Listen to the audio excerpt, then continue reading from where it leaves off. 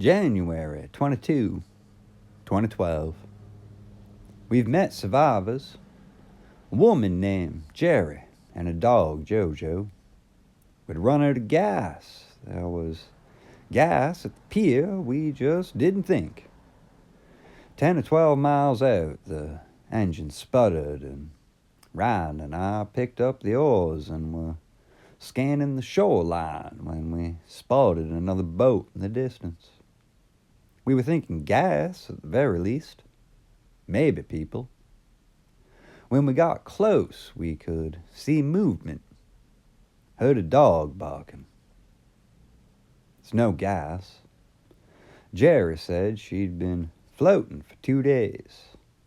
We tied a boat to ours, waited until dusk, and then rowed to what looked like the most zombie-free spot on shore. It looked woodsy. Jerry has a map, and we think we're somewhere in Snohomish County. We're in a craftsman-style house that we found up and in from the shoreline.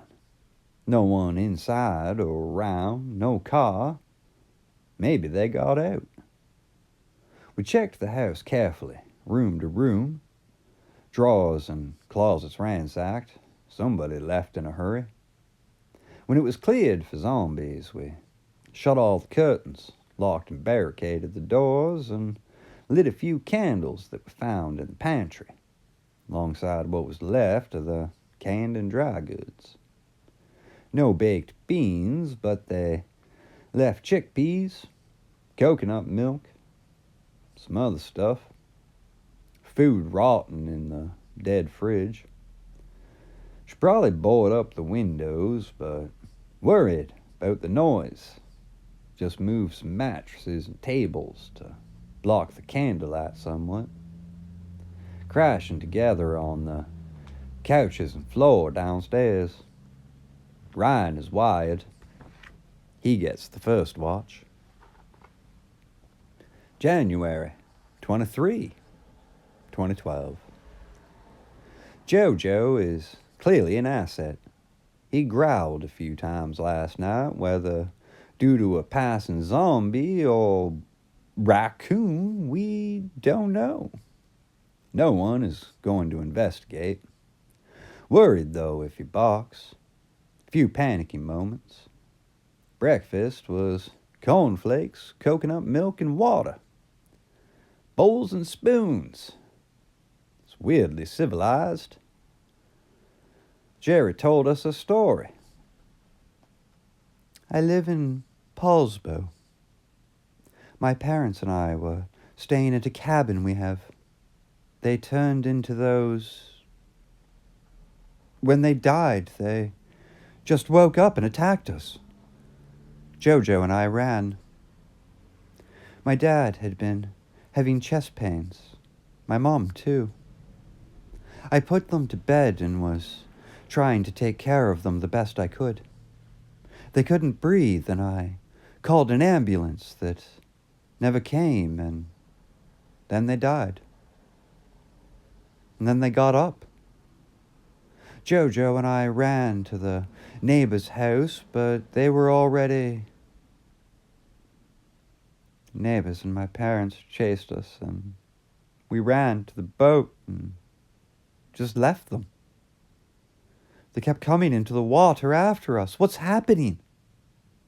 I don't understand why nobody's helping. What's happening? The house is freezing, and we've been burning wood in the fireplace to keep warm. No firewood left at the house, and the furniture is barricade material, though perhaps not good to burn treated wood in a closed space. Maybe that's the least of our worries. Half reconnaissance and half gathering wood, I left the house today. At a good distance, I saw a zombie down by the water in fishing gear, just standing there, swaying and staring. Then it ripped off part of its own arm and gnawed on it like it was beef jerky. We haven't seen any zombies preying on each other, let alone eating themselves? Is this zombie starving?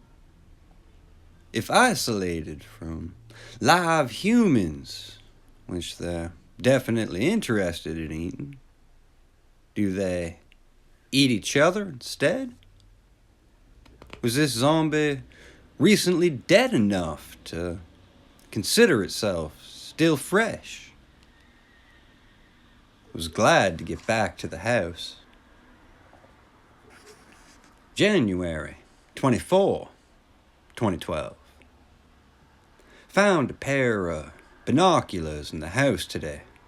Very useful for observing things, safe distance. This afternoon, from a top floor window, I was able to witness something that I believe is relevant to understanding the zombies' physical decomposition. At different times, I saw two of them shuffling down the road. The first one moved slower, looked more ashy, more off, with veins and deep tissue emergent. The second one, a postal worker, looked fresher, visible decay, but less of it, and moving at a quicker pace. My guess is that he died within the last day or two. What stood out most to me was the expression on the mailman's face, like frozen in mid-scream, even though he didn't make a sound. This might be both good and bad news. The good being that natural decomposition is occurring in the walking corpses, which would mean that within a few weeks they should rot enough to not be a threat.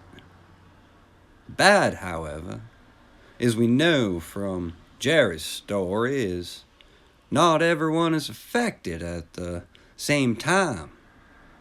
Need to make further observations on this. Little freaked out that zombies passed within sight of the house.